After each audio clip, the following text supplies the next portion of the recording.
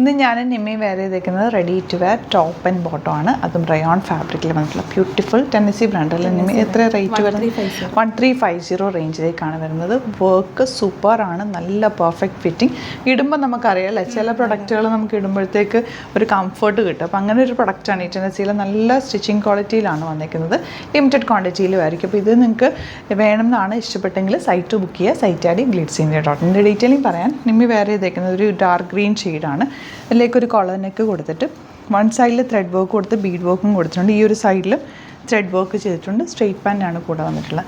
ഞാൻ വെയർ ചെയ്തേക്കുന്ന ഒരു lavender shade white colour thread വർക്കാണ് കൊടുത്തിട്ടുള്ളത്.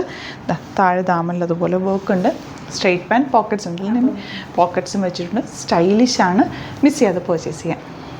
നെക്സ്റ്റ് വൺ വരുന്നത് ഇതുപോലെ നല്ല ഭംഗിയുള്ള റയോൺ ഫാബ്രിക്കാണ് കേട്ടോ. നല്ല പാറ്റേൺ എന്ന് വെച്ചാൽ സൂപ്പർ പാറ്റേൺ ആണ് വരുന്നത്. റേറ്റ് വരുന്നത് 1340 ആണ് റേറ്റ്. ബട്ടൺ കൊടുത്തിട്ടുണ്ട്. ഫ്രണ്ടിൽ ചെറിയ സ്ലിറ്റ് കൊടുത്തിട്ടുണ്ട്. നല്ലൊരു കോളർ നെക്ക് പാറ്റേൺ. മിസ് ചെയ്യാതെ വേഗം പർച്ചേസ് ചെയ്തു. ലിമിറ്റഡ് ക്വാണ്ടിറ്റി ആണ്. സൂപ്പർ റേറ്റ് ആണ്.